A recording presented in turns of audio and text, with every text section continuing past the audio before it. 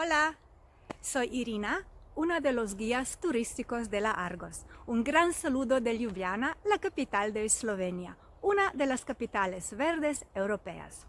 A los eslovenos nos gustan los deportes y sobre todo nos encantan las actividades al aire libre. Por suerte, Ljubljana es una ciudad muy verde. Hay un montón de zonas verdes en la ciudad misma, así como en sus alrededores.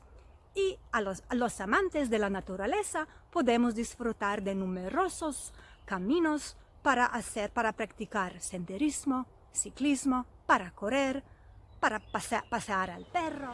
Ahora estoy en uno de los caminos recreativos más populares de Ljubljana, el Camino de la Memoria y la Camaradería. Este camino rodea toda la ciudad y tiene una historia muy interesante, así que vamos. El camino tiene 34 kilómetros de largo y pasa por diferentes partes de Ljubljana, en parte por prados y bosques.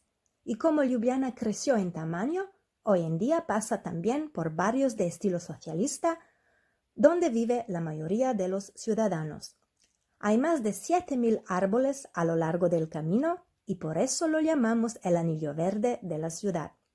El camino sigue la ruta del alambre de púas que rodeó la ciudad durante la Segunda Guerra Mundial.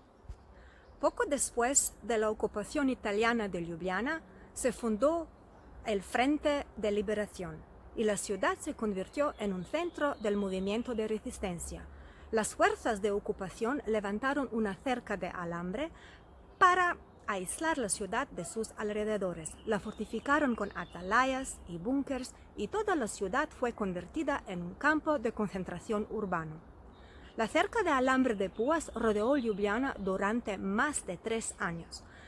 Después de la Segunda Guerra Mundial la derribaron y ahora en su lugar se encuentra este camino conmemorativo. A comienzos de mayo tiene lugar una marcha conmemorativa llamada Marcha a lo largo del alambre. El evento atrae a alrededor de 30.000 personas y dura 3 días. Muchos recorren todo el camino. Hay 8 puntos de control donde los participantes consiguen sellos que acreditan su paso. Y los que recorren todo el camino reciben una medalla como esta. Sí, esta es mía. A mí me encanta montar en bicicleta por este camino y yo pienso que es una experiencia que no hay que perder. ¡Hasta luego!